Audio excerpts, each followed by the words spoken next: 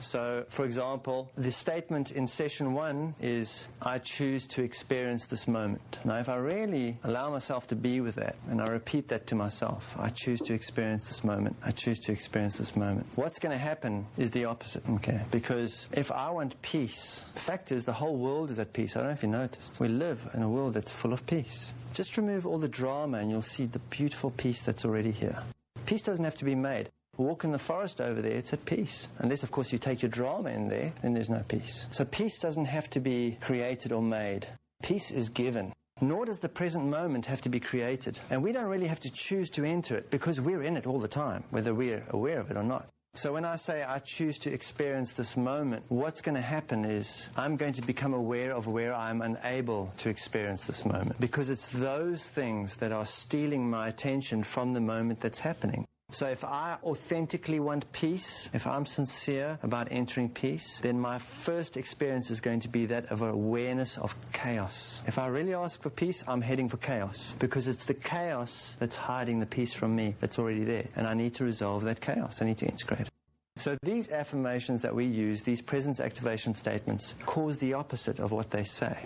Be warned. But we want that, because the opposite, those chaotic things, will lead us to the emotional signatures that we want to work with. So let's just look once more at not doings, what not doing is about. If we think of ourselves, what we are, our authentic essence as being water, and we think of our physical, mental, and emotional experiences that are causing us discomfort. In fact, all our physical, mental, and emotional experiences, but that's how we're to work on our discomfort, as being oil. Whenever we do something to try and rectify the situation, we are going to automatically be reacting to it. And that's the same as taking this jar of oil and water and shaking it. Every time we do something, I'm going to go and tell that person exactly how I feel so that they will... I'm going to go and explain myself to this person so I can feel at peace about what's going on here. Whenever I go and do something to deal with my stuff, I'm shaking the jar of oil and water. And then I cannot even perceive a difference between the oil and the water. It just becomes this murky stuff. So what a not doing is, or a process of undoing, is when I enter activities or a way of being that enables me to place the jar down and leave it alone. That's the response. And when I do that, the oil and water are automatically going to surface. The oil and water automatically. And then I can use the perceptual tools and procedures that I'm taught throughout the process to scoop off that oil that's not serving me anymore, to work with that experience that's making it uncomfortable for me, because that is going to surface in my awareness. If I allow myself to come to stillness and use my intent to enter this moment, then everything that is dragging me away is going to start coming to my attention. That's the oil coming up. In session 1 of the presence process, it's really an introductory to the whole experience. The first thing we do in there is take a look at what we call our inner presence. Our inner presence is that part of us that is whole and complete and perfect and always remains untouched by our experiences. To think of it as a metaphor, that we could say that the giver, or what we may call God, or the creator, is a sun, and our inner presence is a ray from that sun. So that ray is within us all that we can tune into. And that ray has certain attributes about it. This is why our task in the presence process is to lay a foundation for a relationship with that part of ourselves. This is where the surrender comes in. This is where the co-creative aspect of the experience comes in, because it will know exactly what is required. So our task is to lay a relationship with it so that we can begin and have an authentic relationship in which we can communicate backwards and forwards and understand its communications. And stand back in a way, get out of our way, and allow it to start facilitating us. That's the facilitator we really want to be facilitated by. So it has certain attributes. The first attribute is that it knows no order of difficulty. Now in the world, if I go to a doctor, for instance, and I have a cough, or if I go to a doctor and I have cancer, the doctor will treat me differently because the doctor works by order of difficulty. Presence, our inner presence, does not operate from order of difficulty. It knows no order of difficulty. It is a ray of that which created everything. And that which creates everything, what is difficult for it? Nothing. So we want to tune in with that frequency. Our inner presence also has our best interest at heart, our highest interest. It doesn't operate from an ego place. It doesn't say, I've been talking to you for 6 years solidly, and you haven't listened to a word I've said, so you know what? I'm not saying anything anymore. See how that works for you. It doesn't operate from that place. So it's good to have a friend that doesn't operate like that. And that friend really is us, but it's good to have that friend. Also, if I had to extract the presence from you, and I had to extract the presence from you, and I had to extract the presence from you, and I had to put them behind my back and shuffle them up, and then I had to go take yours, you wouldn't be able to. First of all, because there would still only be one presence in my hand. And presence within each of us is identical to the point that it's the same presence. It's a ray of the same sun. And this attribute is really important when it comes to working with things that we can no longer remember the causal point of. So what it can do, for example, because the presence in me is the same as the presence in you, when I invite presence to facilitate me and say, lead me back into this moment, lead me back into authenticity, lead me back into awareness, what's keeping me from being authentic and staying in this moment are unintegrated memories that I don't even know about. So it can bring my attention to those emotional resonances by operating in anyone around me to trigger me into remembering. So it can get you to walk into the room and say something that you're completely unaware of what you're doing. That reminds me of something my mother said a long time ago that really upset me and made me angry. And you say that in front of me and I get all angry. And I think that you're doing it. And I go to you, why did you say that? What right do you have? And you go, I don't know what you're talking about. You've had that experience, right? So presence can use anybody and anything of this world. It created everything. It's part of that which created everything. It can use the sound of a car. It can use a radio that you're listening to. It can use anything to trigger you into remembering something. And remember that the memory that we're working with isn't the physical event or the story we tell ourselves about it. The memory is the emotional resonance that we are feeling when we're being triggered, the energy that we're feeling. That's what's being brought up. So it has an ability to do that, and it does it to us all the time. Presence within us, being the presence in everything and everywhere, by aligning ourselves with that and by becoming more aware of that, also automatically begins to bring us into what we think of as unity consciousness. Once we align ourselves with that, something we all share, it changes our way of being in the world as well. Also, presence doesn't interfere, and the word interfere means to interfere. So when I go, let me give you my advice on the situation. Let me tell you what I think is going on here. And you haven't even asked for it. That's called interference. And the only reason I'm doing that is because I think that something you do can affect my experience in an uncomfortable way. And I'm going to stop that before it even happens. Because I don't yet believe that I'm responsible for my own experience. And if I honestly don't believe I'm responsible for my own experience, then I don't believe you're responsible for yours. And therefore, I'm just going to go around interfering with everybody, giving my advice. Advice is a great word. Advice. Add a vice, okay? Let me add another vice to your life. Okay. Even though this breathing is a very simple thing, it's just breathing in and out. Do we need to take a toilet break or something? Because everyone's... the bladder is directly related to the emotional body. It really is. The first time we didn't control anything and had to control it and lost control of it and felt really ashamed about it was bladder as children. A lot of issues around. So there you go. Okay, so...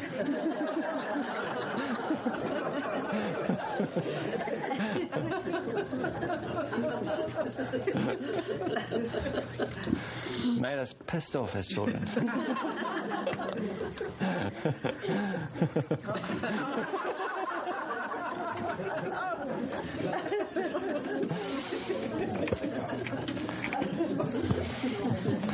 No, feel free, go. Don't let us stop you. We won't analyze. It's another good word, analyze. Okay, so when we start doing our breathing practice, what we will find is that we'll go into experiences of resistance. What I'm doing is I'm sitting down for 15 minutes twice a day and going...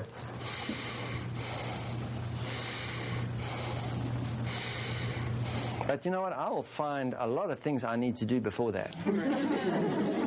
There's just a lot of stuff that I need to get done before I can sit down and breathe for 15 minutes. And I can do all sorts of stuff that is just meaningless and drives me crazy. But when I come to the end of the day, it's really hard. I can't do my breathing at the end of the day. So tiring. I get people ask me, but it's really hard to breathe for 15 minutes before I go to bed. It's really hard. It's really hard to get up in the morning and do something for myself, like breathe. There's so much else that I need to do. But the resistance is always a key. If we're at war and we've been advancing to such a point that we are now behind the enemy lines and we get lost and we run out of ammunition and we run out of food, our only hope is to link up with the resistance movement. Because the resistance movement, even though they look like the enemy, speak like the enemy, use the same weapons as the perceived enemy, the fact is the resistance movement are not the enemy. They're the resistance movement.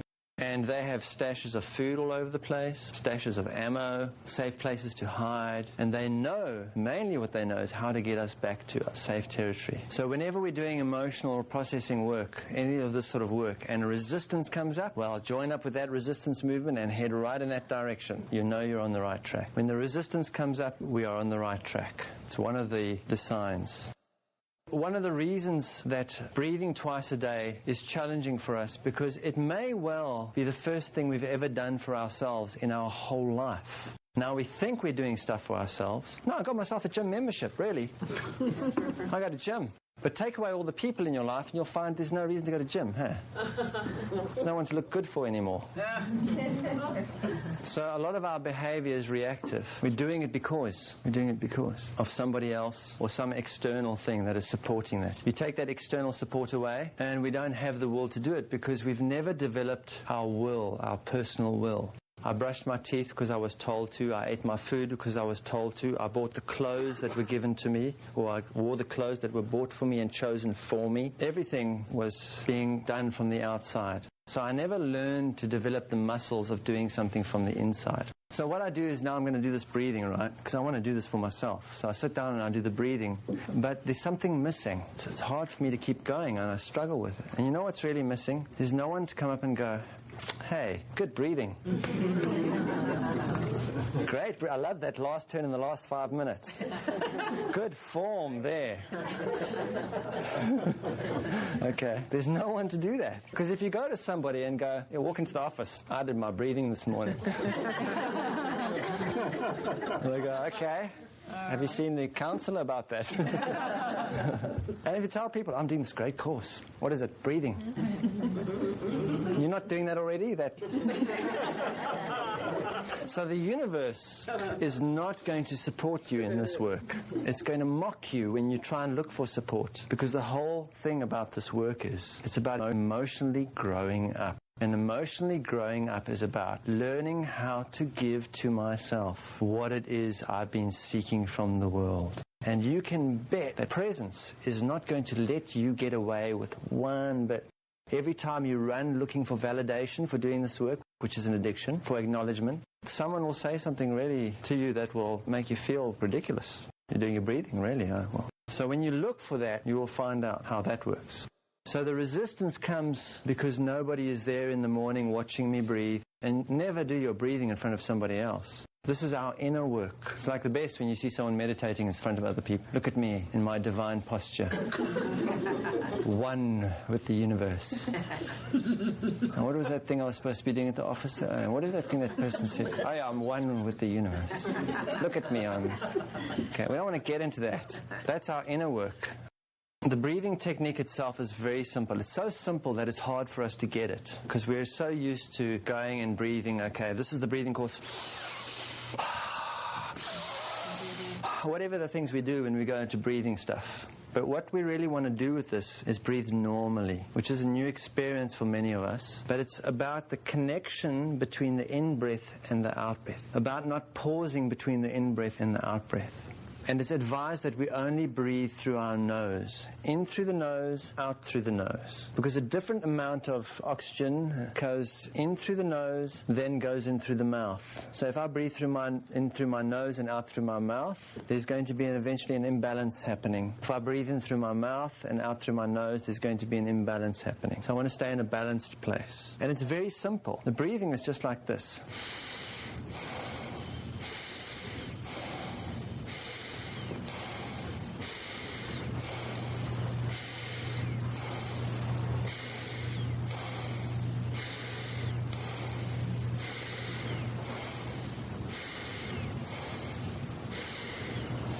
Do that for 15 minutes and see how that works for you. So you may get a little dizzy because suddenly there's more oxygen coming in. The dizziness will pass. The first few times you may get slightly dizzy. The dizziness will pass. Eventually you won't get dizzy at all. So let's have everyone do that for a few moments. And don't try. When people are playing in an orchestra, they're not trying to play music. They're just playing the music. So don't try. The thing about breathing is breathe loud enough so you can hear yourself.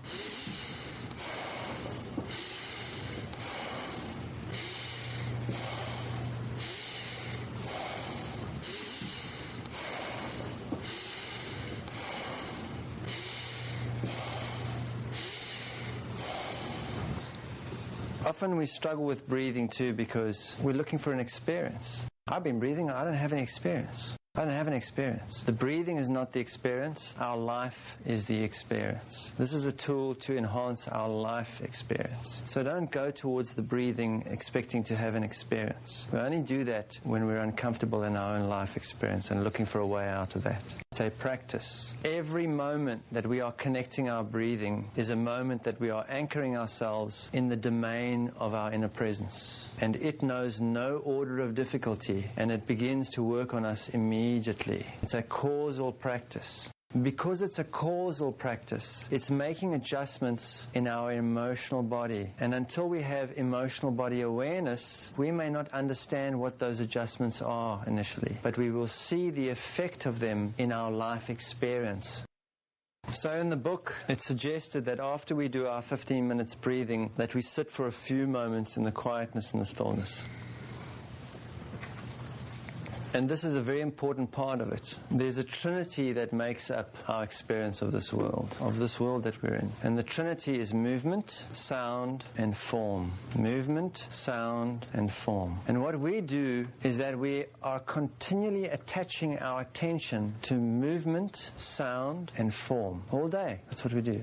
The thing about movement and sound and form, when we get into spiritual stuff, we go, oh, this world's not real. Not real. None of it's real. Well, if I come and hit you over the head with a club, you will know just how real this world is. Okay, this world is real. So again, that messes with our intention when we say this world isn't real. This world is very real. What it's not is permanent. So it's more accurate to say this world is not permanent. And we can work with that. Okay. And the reason why it's not permanent is because all sound, all movement, and all form come out of silence, stillness, and invisibility. That's the trinity of what we could think of as permanent. Stillness, silence, and invisibility is permanent. If I left this right here, this book, everything right here, come back in a few thousand years, it will not be here. It's not permanent. The sound of this air conditioner, which is not working, as you see, is not permanent. It went back into stillness. We're having to deal with what's permanent now. So everything that has movement, sound, and form will always come out of and re-enter silence, stillness, and invisibility. Now, if we spend all our time in this world attaching all our attention and awareness to movement, form, and sound, what happens to our awareness when we leave this particular experience we're having? We lose it all. We've attached it to something that's absolutely impermanent. So if we want to know a reason why you can't remember your past lives, because in our past lives we attached ourselves to everything that was impermanent, and therefore our awareness is gone of that. So it's very important to, at some point in the experience, start attaching our attention and our awareness to silence, to stillness, and to invisibility. And the way that we begin doing that is by sitting still, being quiet, and doing that in front of nobody else. That's the invisibility part. That's my inner work. And the moment I show my inner work to you, it belongs to the world. And the world is the Grim Reaper, because everything in the world is impermanent. It will at some point go through some sort of death experience.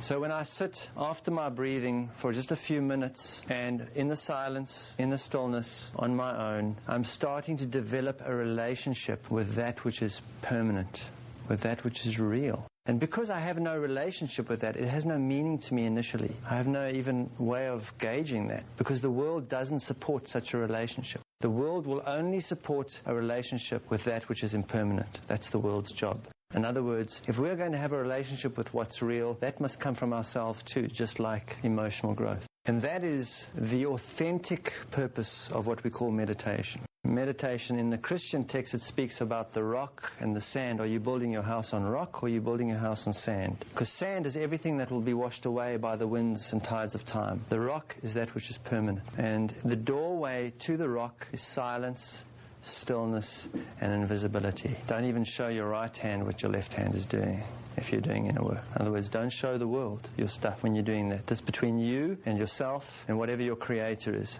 That will be permanent. Whatever you invest into that, you will take with you forever. So somebody asked a question just now about the breathing, saying, but you really breathe fast. So there's a reason for that. When we do breathing like that, remember that breathing is a magnifying glass through which our intentions are magnified. Think of it in that way. So different people with different intentions use breathing in different ways. So if we're in a meditative practice, we may use long, deep breathing. Here we're in a practice in which we are intending to process our unconsciousness. And when that unconsciousness starts to come to the surface, it comes as a severe sense of tiredness that can cause us to enter a state of sleep before we even are aware it's going on. So as you're breathing, what will happen is you will start to entertain a particular thought, and then it'll go into a thought stream. And as you travel along that thought stream, you'll go back into the mental plane. You will leave the body. And what that will look like, it looks like initially that you go asleep while you're breathing. And you'll find you'll suddenly become aware that you were seemingly asleep. If you're not asleep, you've just left the body. So when the breathing is at a higher tempo, what it does is it sort of assists us when that comes up. And in fact, when that unconsciousness comes up, you will find that where you're slipping out is at the end of the out-breath. So at the end of the out-breath, you'll just be gone. Boom. So one thing that helps with that, and to cut down on the pausing, because we all pause to some extent between the breaths, there is a pause that's happening there. To cut down on that, we just increase the tempo of our breathing slightly. When the breathing really takes over, once we get into it, and we'll take our attention off it, it'll just run by itself. You will go into a breathing pattern. But initially, we have to consciously work with it. So the higher tempo, also remember that the fear and the anger and the grief, these energies that we're working with, we can think of them as low-frequency energies. And the breathing at a higher tempo increases our overall frequency. You will know that because your thoughts will start going all over the place. If we want to know what our frequency is, we don't have to get cosmic about it. Our frequency is what we most frequently think about. That's our frequency being reflected mentally from the emotional body.